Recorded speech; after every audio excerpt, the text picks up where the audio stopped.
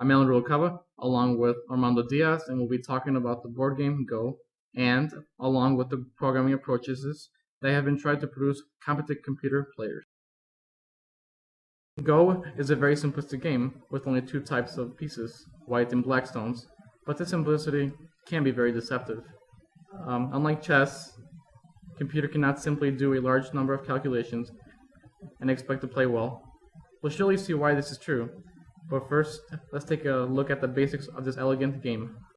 Go is played on a square game board by two players who alternate placing either white or black stones on a board. The standard Go board size is 19 by 19, but other board sizes are also common.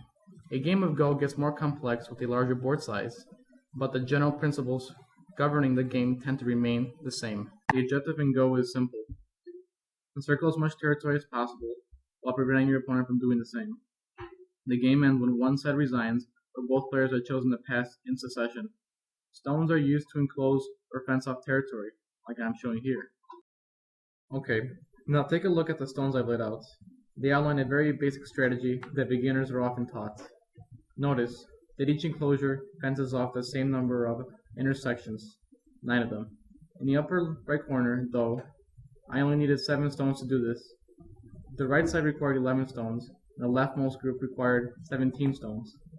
Basically, this means that we should try to enclose first corners, then the sides, and lastly work toward the center of the board. There is one last rule that needs to be mentioned. The unoccupied intersections adjacent to a group of stones are called liberties. If during the game a group's liberties become completely occupied by opposite-colored stones, the group is captured and removed from the board as I have demonstrated here. Okay, so now we'll look at an example game. This is a very famous game played for the Anobit title in 1938. Now, I personally don't expect you to understand the significance of the plays only after a brief introduction, but you should take note of the basic style. And you should notice that after a while, the game becomes divided into regions that can be considered independent from one another.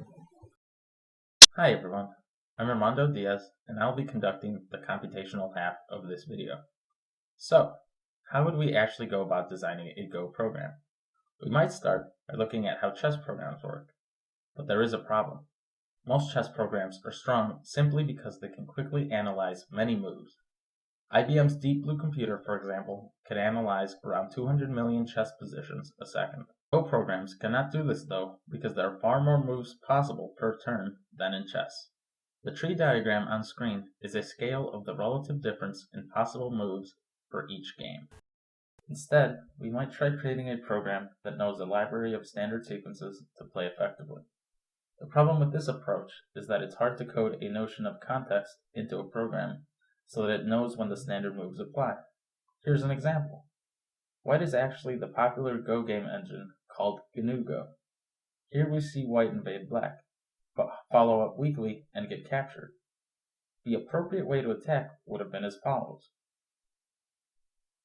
Many Go players actually dislike playing against computers because they often make mistakes even amateurs can take advantage of.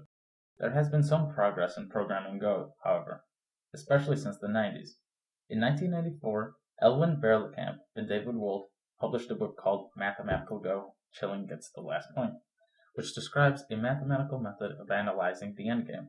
On a high level, the process involves analyzing the influence of each stone on its surroundings. If we look at the 7th stone in the pictured example, the Wolf-Berlekamp process would assign a high level of influence, shown in red, on nearby squares, lesser influence on further squares, and as we get into the enemy's territory, even less influence. The Wolf-Berlekamp process is only useful toward the endgame of Go. In more recent years, though, a new technique called the Monte Carlo method has led to a new generation of stronger Go programs, and some astonishing results. Basically, the Monte Carlo method is a heuristic technique where a representative sample of possible moves is analyzed instead of all moves. As a simple example, a program deciding where to play next might analyze these blue intersections only as representative of what moves should be considered. This technique has produced some remarkable programs. In February of 2009, one such program, called MoGo, was able to beat 2 professional players after being given only a 6 or 7 stone head start.